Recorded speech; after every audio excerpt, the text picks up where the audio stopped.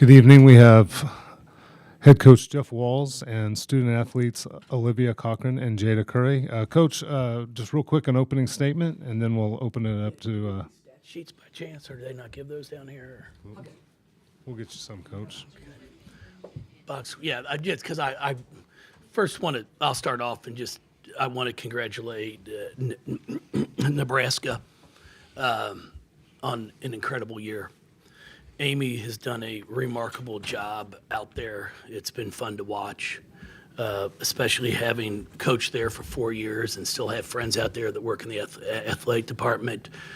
Jeff Creesh and Matt Coatney have been the voice of Husker basketball, for a long time.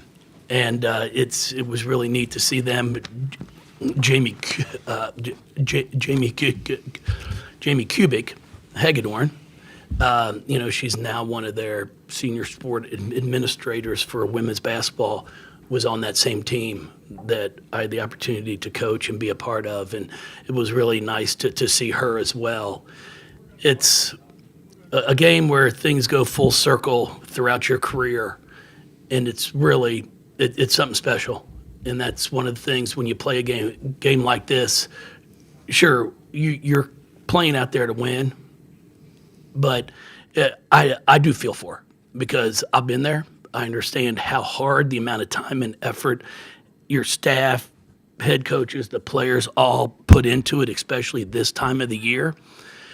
And we are a sport where, we don't have bowl games where, okay, you can still end the year on a win, even though you might not win a championship.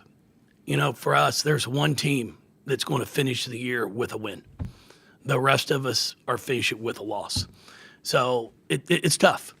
But I just want to congratulate them. And then our group here, just really, really proud of the fight that our kids showed. We had done such a good job the first 3 quarters of defending and making things hard. And then in that fourth, they scored 10 points in about 3.5 minutes. And that was our problem. Called a timeout, and then we held them to 4 points the next 6:30. And that's why we win a basketball game. So I'm proud of everybody. We had a lot of players play, and a lot contributed. And especially when you're putting as many freshmen out there on the floor as we are, just really, really proud of them. And sorry about my stutter. I got a little head cold, and when head cold comes, it's not good. Okay, we'll open it up to questions to the student athletes, please.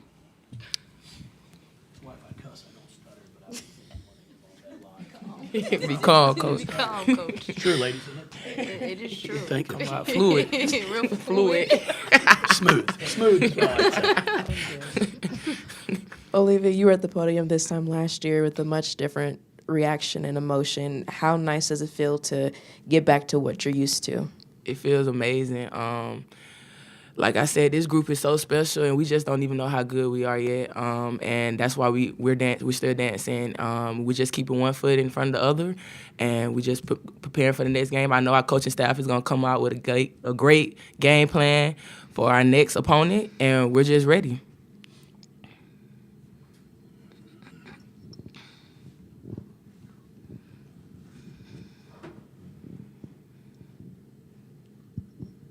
Jada, Stephen Hawkins with the AP. You had a pretty eventful last couple minutes out there. I was going to ask, when you made that basket, the time basket, you looked like you were kind of hopping a little bit.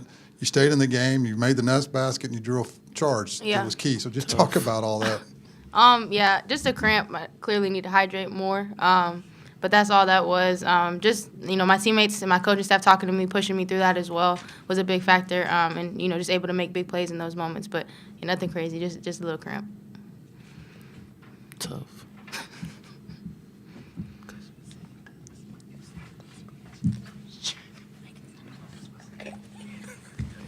Alexis Cubitt, Louisville Courier Journal.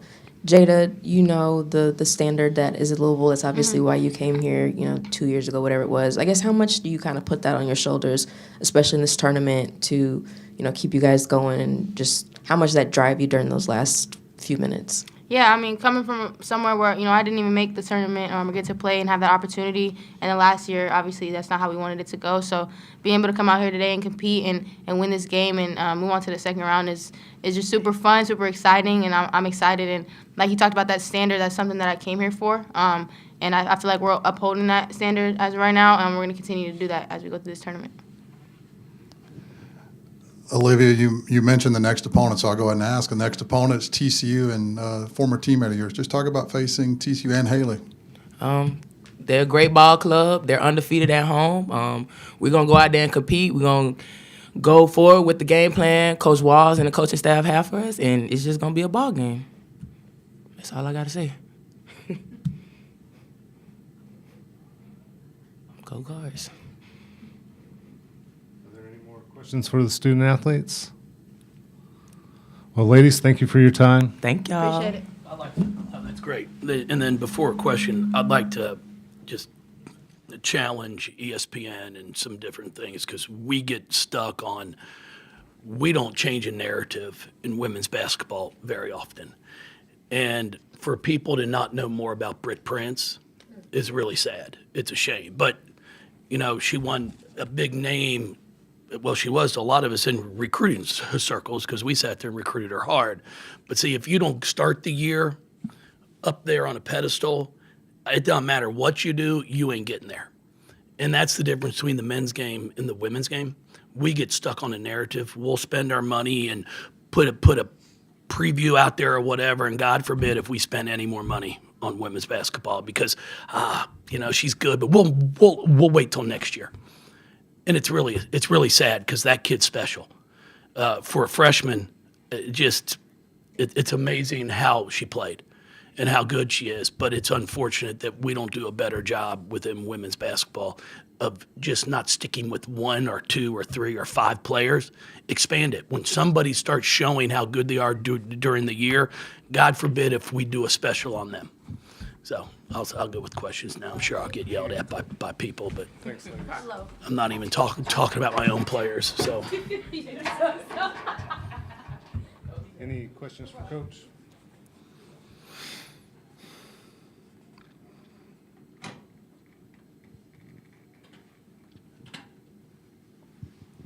It's kind of like I was just talking about, just the standard, that you guys have talked about. Last year was obviously very uncharacteristic, never happened before. But for you, did you see just a different, appreciation for today? Not saying that they didn't, but just knowing how last year went, do you feel like it was a little more special this time? well, I was really happy and proud of them.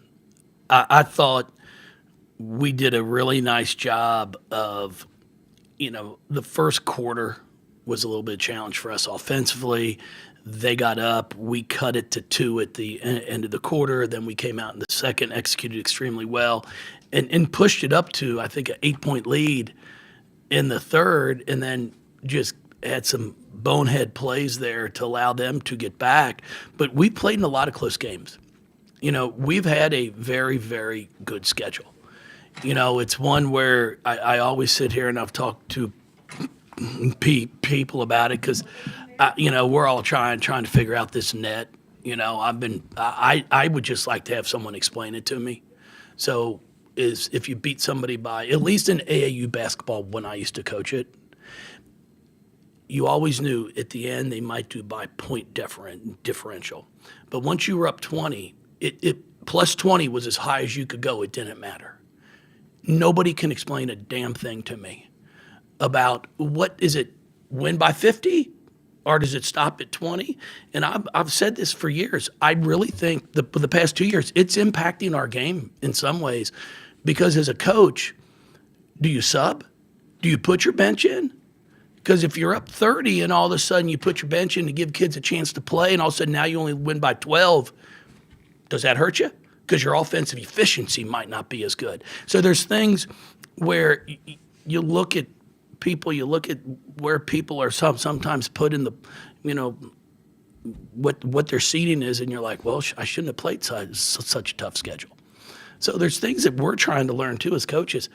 I've talked to my athletic director, and he's been great. I'm hoping we can have an opportunity where as coaches, here's a Zoom call. We're going to put everybody on Zoom call to explain it to you. And if you don't get on the Zoom call, it's your fault. But at least give us a chance, because then you know what it's going to take. Okay, if I'm up 30, 15 is the magic number where the cutoff is. But I do believe the games that we have played have helped us throughout the year. Even in the ACC, we have an overtime game at Wake, overtime game in the tournament. Our game at SMU was a great basketball game where we got down in the last 2 minutes of the game, figured out a way to come back and win.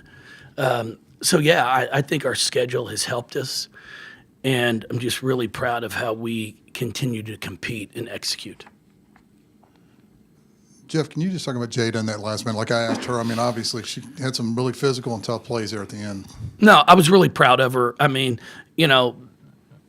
She did not play in the ACC tournament after getting injured in our last regular season game, which is a big blow to us. But I was really proud of how she gutted it out. And now, we'll try to do as much treatment as we can, because she got hit in the same area and she's pretty sore right now. So hopefully, we'll see how she can go on Sunday.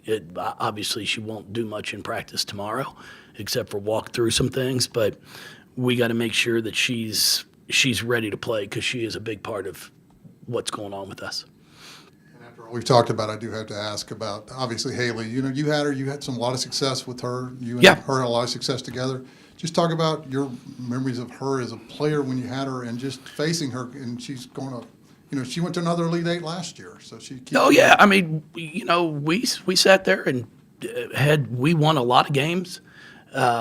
Very fortunate to have great players on those teams: Kiana Smith, Dana Evans, Emily Inksler. We had some really, really good basketball teams, and she was a big part of it. She had a great career. Graduated college in 3 years, which nobody really talks about, and they should, because that's our job as coaches. Sure, we're if you lose games, you get fired, but at the end of the day, it's to get kids to graduate from college. And she did that in 3 years, and then decided to make a move, and which is great. Everybody does it. It's no big deal. So yeah. I'm guessing you're not surprised at the impact she's made on TCU, though. No, Sedona Prince isn't too shabby either. She is one that a lot of attention has to go to her. It's 6'7", being able to step out, shoot it from 15 to 18, being around the basket. And I'm excited for her, because, I coached her in USA basketball in Mexico when she broke her leg. And I can remember going out there when that happened, and she was like, "Coach, I think I broke my leg." I was like, "You're going to be fine." And when I looked down, I'm like, "Oh shit, no, she ain't." But I'm happy for her, because that was an injury that was pretty darn severe, and I think she's finishing up her 7th year, so she should be going for a doctorate, if not teaching a class or two here at TCU. But she's pretty darn special. And then you got other. They've great pieces. It's not just Haley. It's not just Sedona. You got Connors, who shoots. She shoots like 45% from 3. So yeah, it's a complete team.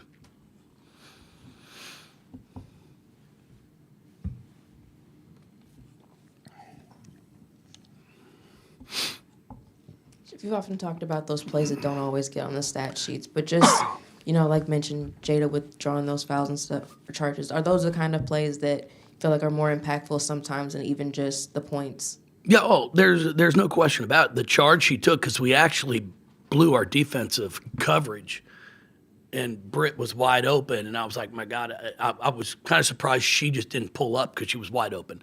And Jay did a really nice job of stepping over and standing there and taking the charge. And then I've got to say thanks to the officials for making the correct call. Because it's one where it's 50-50 anymore. on calls like that. But she was there, 2 feet. She was sitting there. So it was a big-time play. And then the other things you don't see, just being able to get the ball in bounds. Riss took it out for us twice in situations where you got to get it in. We had no timeouts left. She gets it in bounds. They have to foul. We go and make 1 or 2 free throws. Those are plays, too, that a lot of people take for granted. But there's pressure taking that ball out of bounds. Are there any more questions for Coach? Well, Coach, thank you for your time, and good luck Sunday. There's one of my Husker friends in the back there, Matt's. Yep. Thank you, buddy, and I appreciate you. I've enjoyed listening to you over the years. Best of luck in the tournament. It's how many years for you now? Just 26. That's all. Okay. You've got about 20 more in you. You're good. Best of luck. Thank you, buddy. Appreciate you.